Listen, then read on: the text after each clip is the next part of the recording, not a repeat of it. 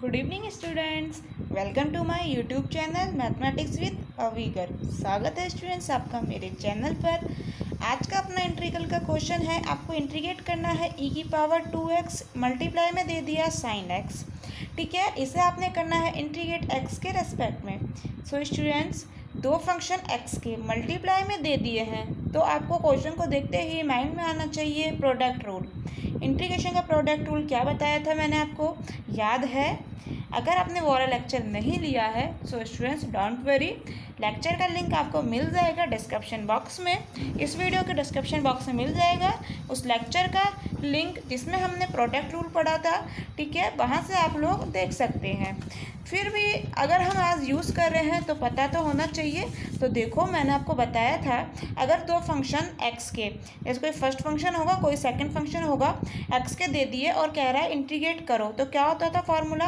First function को रखिए, second function को इंटीग्रेट करिए, देन माइनस इंटीग्रेशन करना होता है। उससे पहले फर्स्ट फंक्शन का डिफरेंशिएशन करना होता है x के रेस्पेक्ट में, और सेकंड फंक्शन को इंटीग्रेट करते हैं और फिर कंप्लीट का इंटीग्रेशन। ये फार्मूला होता था। ठीक है, फार्मूला तो चलो हमें पता लग गया। अब बात आती है हमारी कि हम क्या अपनी मर्जी से फर्स्ट फंक्शन और सेकंड फंक्शन किसी को भी कंसीडर कर सकते हैं? क्या हम यहाँ e की पावर 2x को फर्स्ट फंक्शन ले सकते हैं या फिर sin x को ले सकते हैं क्या सेकंड फंक्शन या फिर फर्स्ट फंक्शन? नहीं, हम अपनी मर्जी से ऐसा नहीं कर सकते। क्यों?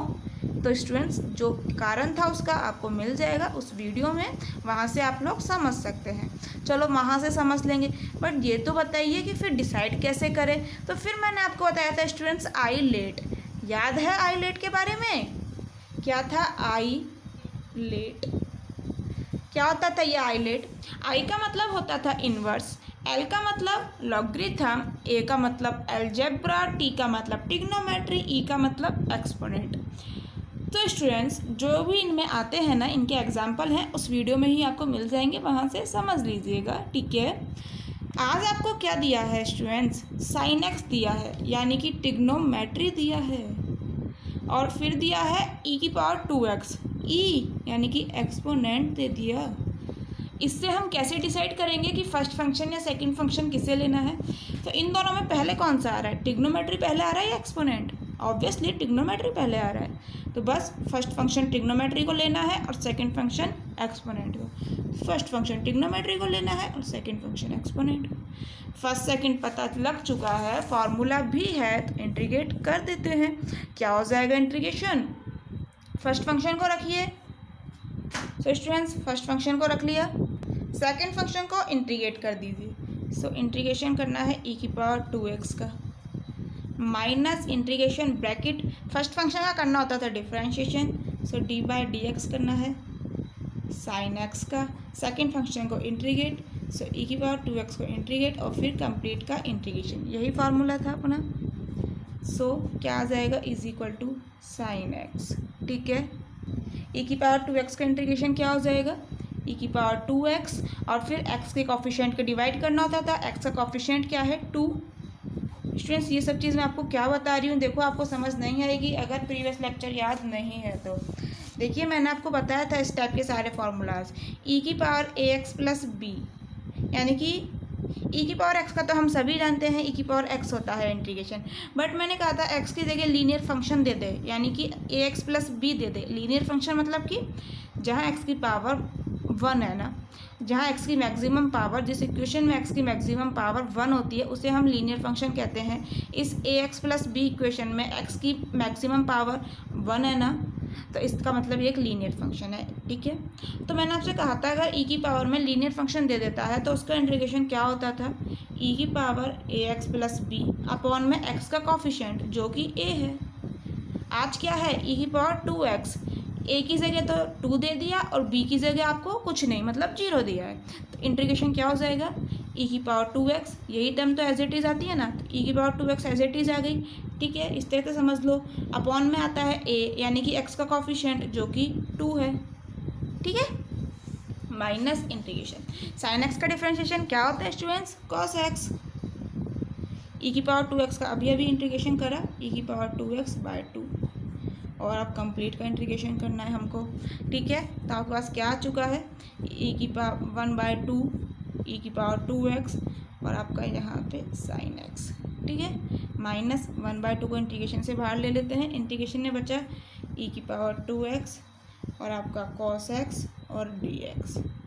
ठीक है, देखिए अब इसको कैसे इंटीग्रेट करेंगे, वही यहाँ x के दो फंक्शन दे दिए मल्टीप्लाई में तो है ही, और फिर इंटीग्रेट करना है तो बस याद आ जाना चाहिए प्रोडक्ट रूल और आइलेट। तो आइलेट क्या लगेगा इसमें, वही पहले वाला ही लगना है, कॉस यानी कि ट्रिग्नोमेट्री दे दिया और ई मतलब कि एक्सपोनेंट दे दिया, तो ट्रिग्नोमेट्री पहले आता है, फर्स्ट ये हो गया और आपका सेकंड ये हो गया, फार्मूला वही यूज़ कर लीजिए, 1/2 e⁻²x और साइन एक्स, ये तो चल रहा है एज इट इज़, -1/2 आपका एज इट इज़।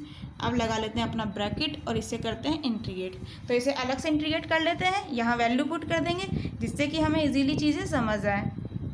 देखिए क्या है आपका इंटीग्रेशन, e⁻²x और मल्टीप्लाई में है cos x। ठीक है, फर्स्ट ये है, सेकंड ये है, इंटीग्रेट कर लो। फर्स्ट फंक्शन को रखते थे सो cos x को रखा, सेकंड को इंटीग्रेट यानी कि e⁻²x का इंटीग्रेशन, माइनस इंटीग्रेशन और ब्रैकेट क्या होता था, फर्स्ट फंक्शन को डिफरेंशिएट, सो dy/dx करना है cos x का, cos x है ना आपका फर्स्ट फंक्शन, सो dy/dx cos x का, सेकंड फंक्शन का इंटीग्रेशन और फिर कंप्लीट का इंटीग्रेशन। यही फार्मूला तो मैंने आपको जो बताया अभी, क्या आ चुका है cos x, e⁻²x का अभी अभी करा इंटीग्रेशन, क्या होता था e⁻²x/2। ठीक है, माइनस cos x का डिफ्रेंशिएशन x के रेस्पेक्ट में क्या होता है स्टूडेंट्स, याद है, माइनस साइन x होता है ना, कई बार यूज़ कर चुके हम। e⁻²x का इंटीग्रेशन अभी अभी किया, e⁻²x/2। ठीक है, और आपका dx एज इट इज़ चल ही रहा है, क्या आ गया 1/2 e⁻²x और आपका ये cos x। ठीक है, ये माइनस माइनस प्लस हो गया, 1/2 इंटीग्रेशन से बाहर ले लेते हैं, इंटीग्रेशन में क्या बचा e⁻²x और आपका साइन x। मल्टीप्लाई में तो है ना दोनों, तो e⁻²x को पहले लिखो या साइन x को पहले लिखो, क्या फ़र्क पड़ता है, हमने e⁻²x को पहले लिख लिया। एक्चुअली पहले इसलिए लिख लेते हैं हम, कई बार है ना ये x एंगल है ना, तो एंगल के साथ ही e⁻²x को कंसीडर कर लेते हैं, बल्कि एंगल के साथ नहीं है, ये नॉर्मल सी चीज़ दिख रही है हमें, यहाँ मल्टीप्लाई में है, बट फिर भी जल्दबाजी में कई बार गलती हो जाती है। इस गलती से बचने के लिए ही कि हम e⁻²x को एंगल में कंसिडर ना कर लें, e⁻²x को पहले लिख लेते हैं और फिर साइन x को लिख लेते हैं। ठीक है, और ये आ गया आपका dx। अब देखो यहाँ एक चीज़ समझने की, इसे इंटीग्रेट करना है। ठीक है, तो स्टूडेंट्स आपको यही नहीं लग रहा क्या, जो हमें क्वेश्चन दिया था हम वहीं पर नहीं आ गए क्या, इसी को तो हमें क्वेश्चन दिया था इंटीग्रेट करने के लिए, और यही चीज़ हमारी यहाँ आ गई। बस हमने जैसे इसको शुरुआत की थी, अब इसको करेंगे तो यही चीज़ रिपीट होती रहेगी, यही चीज़ रिपीट होएगी। तो फिर क्या करें, इस टाइप के क्वेश्चन करने के सिंपल सा तरीका होता है। इस टाइप के आपको कभी भी क्वेश्चन मिल जाए ना, कभी भी ऐसे अटक जाओ कि जो क्वेश्चन है वही चीज़ बाद में मिल रही है, तो सबसे अच्छा तरीका होता है, इसे मान लिया करो आई मान लिया इसे, ये फर्स्ट नहीं है, आई है, आई माना है ना, ये आई है इन्वर्स होता है, ये सिंपल आई माना है, इससे मान लिया आपने फर्स्ट इक्वेशन। तो इसकी वैल्यू क्या है, आई मानी हुई है हमने, लिख लो लेट माना हुआ है, तो इसको जगह आप क्या लिख दोगे, अब यहाँ से आई फर्स्ट इक्वेशन से क्या आ गया आपका 1/2 e⁻²x cos x प्लस 1/2, इसको हमने मान लिया है फर्स्ट इक्वेशन से आई, तो 1/2 आई। ठीक है, अब ये वाली वैल्यू पुट कर दो यहाँ। स्टूडेंट्स डायरेक्ट नहीं लिखना एग्जाम में, इसी तरह से सॉल्व करना, आपको यहाँ समझ आ जाए इसलिए मैंने अलग से करा है। आप एग्जाम में बिल्कुल इसके बाद ये वाली चीज़ें लिखते जाना। ठीक है, क्या आ चुका है इसका 1/2, सिर्फ वैल्यू पुट कर रहे हैं e⁻²x cos x प्लस 1/2 आई, यही है, प्लस कांस्टेंट ऑफ इंटीग्रेशन सी जरूर ऐड कर लेना, यहाँ भी कर लेना। ठीक है, plus constant of integration C add कर लेना। इंटीग्रेशन के बाद कांस्टेंट ऑफ इंटीग्रेशन तो हमें ऐड करना होगा ना, यहाँ हम इंडेफिनिट इंटीग्रल पढ़ रहे हैं, डिफाइनेट नहीं पढ़ रहे, निश्चित समाकलन नहीं पढ़ रहे हैं, हम अनिश्चित समाकलन पढ़ रहे हैं, यानी कि हमें लिमिट्स नहीं दी हुई हैं, इसलिए हम एक कांस्टेंट जोड़ते हैं। ठीक है, अब ये हमारा इक्वल किसके चल रहा है, ये इक्वल इसी के तो चल रहा है, इस इंटीग्रेशन की वैल्यू निकाल रहे हैं, और इस इंटीग्रेशन को तो आप आई मान चुके हो, यानी कि ये इक्वल किसके चल रहा है, आई के। तो ऐसे लिख लो, चलो आई इक्वल टू, इस इंटीग्रेशन को आई मान लिया ना, इस इंटीग्रेशन की तो वैल्यू निकाल रहे हैं, आई इक्वल टू, ठीक है। तो आपके पास क्या आ चुकी है इक्वेशन, देखो this implies I equal to आ चुका है आपके पास 1/2 ई की पावर 2x साइन एक्स, ठीक है। ये जरा देखना 2 इंटू 2 क्या हो जाएगा 4, ब्रैकेट ओपन कर देते हैं, 2 इंटू 2 हो चुका है 4, सो माइनस 2 दूनी 4, ये क्या है ई की पावर 2x और आपका cos x, ठीक है। ये प्लस माइनस माइनस 2 दूनी 4, सो 1/4 और आपका i, ठीक है। और ये plus constant of integration c, देखो यहाँ i है, यहाँ -1/4 i है, तो इस वाले टर्म को यहीं भेज देते हैं ना, ठीक है, अपना LHS में भेज देते हैं। तो क्या आ जाएगा i, ये माइनस है ना, यहाँ जाके प्लस हो जाएगा 1/4 i इज इक्वल टू, ये वाला टर्म बचेगा 1/2 ई की पावर 2x साइन एक्स, ये वाला टर्म भी बचेगा -1/4 ई की पावर 2x cos x, इस सारे टर्म को तो इधर भेज ही चुके हैं, प्लस क्या है आपका c, ठीक है। सॉल्व कर लो, i प्लस 1/4 i क्या हो जाएगा, ऐड कर लो स्टूडेंट, सिंपल इंटीग्रेशन है, क्या है, सिंपल एडिशन ही तो है, 1/4 i कैसे ऐड करोगे, देखो सिंपल सा तरीका बताते हैं, सेम टर्म है ना i कॉमन ले लो, क्या बचेगा, यहाँ पर i कॉमन गया तो क्या बचा 1, प्लस यहाँ क्या बचा आपका 1/4। कई स्टूडेंट्स नहीं ऐड कर पाते हैं चीज़ें, इस तरह से कर लिया करो, जो कॉमन आ रहा है ना उसको कॉमन ले लो और फिर न्यूमेरिकल वैल्यू अंदर लिख ले करो, ठीक है। ये कई बार इस तरह की आ जाता है ना, i a b c x y z, कुल मिला के ये चीज़ें बच्चे नहीं कर पाते हैं।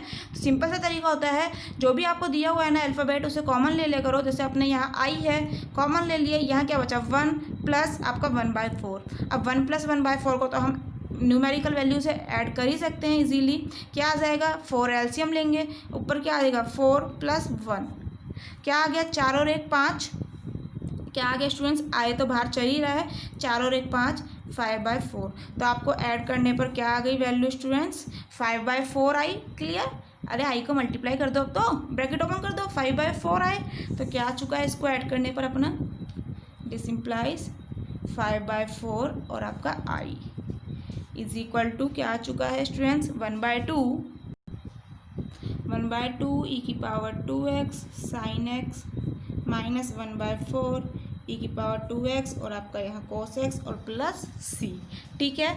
अब देखो इन दोनों में से क्या हम ई की पावर 2x कॉमन नहीं ले सकते हैं ना, तो ले लीजिए, 5/4 i इज इक्वल टू 1/4 को भी कॉमन ले लेते हैं, सो 1/4 ई की पावर 2x को हम ले चुके हैं कॉमन, ई की पावर 2x गया बाहर, 1/4 गया, तो क्या बचेगा आपके पास 2 साइन एक्स, देखो चाहो तो रिवर्स चेक कर लो, पहले इसको लिख लो, 1/4 ई की पावर 2x जा चुका है, यहाँ बचेगा आपके पास minus cos x plus c, reverse check करो, गलती तो नहीं कर दी, ब्रैकेट ओपन करोगे तो क्या आएगा ई की पावर 2x साइन x, ये रहा, और 1/4 इंटू 2 क्या हो जाएगा, 2 से कैंसिल आउट करोगे, 2 1 ज़ा 2, 2 2 ज़ा 4, तो क्या बचना है आपके पास 2, देखो वो टर्म ये रही। बहुत बच्चे गलती कर देते हैं, कॉमन नहीं ले पाते हैं। देखो अगर आपको इस तरह से यहाँ पर 1/2 है और 1/4 कॉमन ले रहे हैं तो 2 कैसे बचा, बहुत बच्चे यहाँ गलती कर देते हैं, तो देखो इस तरह से कर लिया करो, देखिए आप इस तरह से कर सकते हैं स्टूडेंट्स, जैसा कि यहाँ पर हम ये वाला टर्म ही ले लेते हैं, ठीक है। इसमें से हम क्या कह रहे हैं 1/4 कॉमन ले रहे हैं, ई की पावर 2x तो सिंपल सा है, ई की पावर 2x गया तो यहाँ जो बच्चा कुछ है साइन एक्स आ जाएगा। एक्चुअली प्रॉब्लम यहाँ आ जाती है 1/4 और 1/2 में, तो हम इसमें से 1/4 कॉमन ले रहे हैं ना, 1/4 ई की पावर 2x हमने ले लिया कॉमन, ठीक है। अब नहीं समझ आ रहा है, यहाँ 2 आएगा 3 आएगा, तो आपके पास बचा क्या, ई की पावर 2x बाहर गया है ना, 1/2 साइन एक्स तो एज इट इज़ है ना, तो लो 1/2 साइन एक्स को लिख लो एज इट इज़, ठीक है। अब क्या गया है, ई की पावर 2x तो था, 1/4 हमारा नहीं है, यहाँ 1/4 को हमने कॉमन लिया है। अरे तो ऐसा करा करो, मल्टीप्लाई का साइन लगाओ अपनी मर्जी से, और जो भी नीचे होता है, यहाँ नीचे क्या है 4 है ना, मल्टीप्लाई कर दे करो 4 से। अब इसको सॉल्व करोगे तो क्या आएगा 1/4 ई की पावर 2x भी चल रहा है, लो है एज इट इज़ 1/4 ई की पावर 2x, ठीक है। अब जरा देखना 2 2 ज़ा 4, क्या आ गया आपके पास 2 इंटू साइन एक्स, यही तो मैंने लिखा है।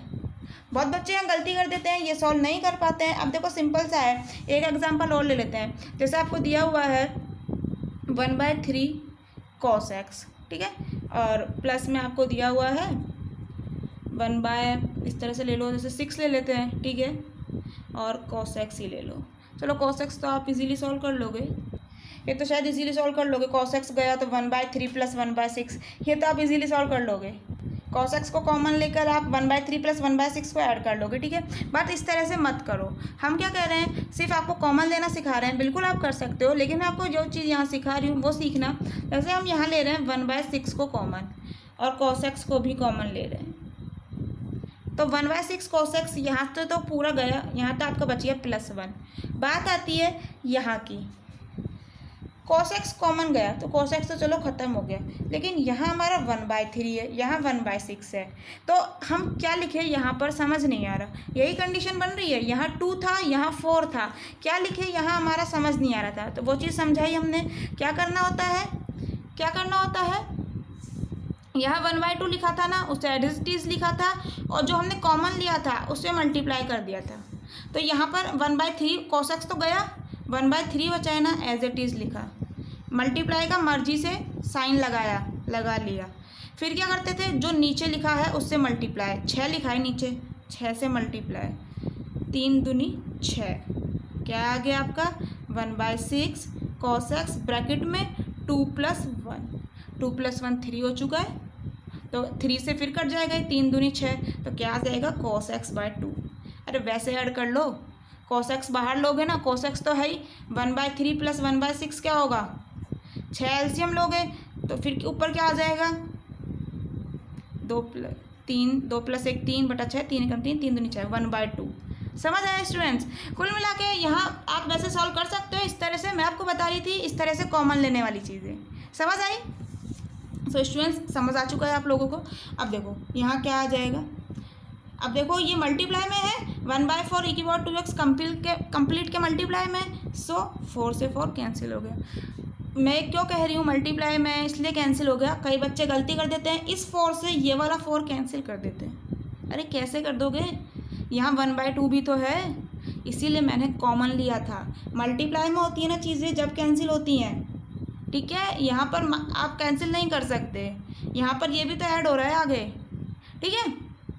तो क्या आ गया, 4 से 4 कैंसिल होने के बाद 5i = e⁻²x ब्रैकेट में 2 sin x minus cos x plus constant of integration c। Now i = क्या आ जाएगा आपका, दिस इम्प्लाइज i = 5 को डिवाइड में भेज दीजिए, e⁻²x/5 2 sin x minus cos x plus constant of integration c। Now i की वैल्यू पुट कर देनी है। i हमने क्या माना था, ये वाला चीज़ जिसे हमने फाइंड करना था, इसी का तो इंटीग्रेशन फाइंड करना था, इसी को हमने i माना था। तो क्या लिख दोगे, e⁻²x sin x i की जगह, तो क्या आ जाएगा आपका integration of e⁻²x sin x dx। यह अपना क्वेश्चन था, इसका आंसर आ चुका है, e⁻²x/5 2 sin x minus cos x और प्लस c, ये अपना आ चुका है आंसर। c के बारे में ज़रूर लिख कर आना है स्टूडेंट्स। क्या, here c is constant of integration. मैं हर लेक्चर में बोलती हूँ, ये चीज़ नहीं लिख कर आओगे तो हो सकता है मार्क्स कट जाए। तो स्टूडेंट्स कोई फ़र्क नहीं पड़ रहा, एक लाइन लिखने में लिख आया करो सी के बारे में, here C is constant of integration. So समझ आया स्टूडेंट्स। देखिए अगर आपको कोई भी क्वेरी हो इस क्वेश्चन में तो कमेंट बॉक्स में पूछ लेना, ठीक है। और स्टूडेंट्स इस टाइप के क्वेश्चन की आप ज़रूर प्रैक्टिस करो, इस टाइप के क्वेश्चंस का तरीका याद रखो, ठीक है। एक बार करने से क्वेश्चन सॉल्व नहीं होगा एग्जाम में, तरीका याद नहीं रहेगा तो प्रॉब्लम हो जाएगी। थोड़े से लंबे हो जाते हैं इस टाइप के इंटीग्रेशन, बिकॉज हमने आई मानना होता है, फिर लंबे हो जाते हैं, ठीक है। 2 बार इंटीग्रेशन सॉल्व करा है हमने, बट प्रैक्टिस करोगे तो जल्दी जल्दी क्वेश्चन सॉल्व होने लगेंगे, स्पीड आपकी बढ़ जाएगी। सो थैंक यू स्टूडेंट्स, मिलते हैं नेक्स्ट लेक्चर में कुछ और इंटीग्रल के एग्जाम्पल के साथ।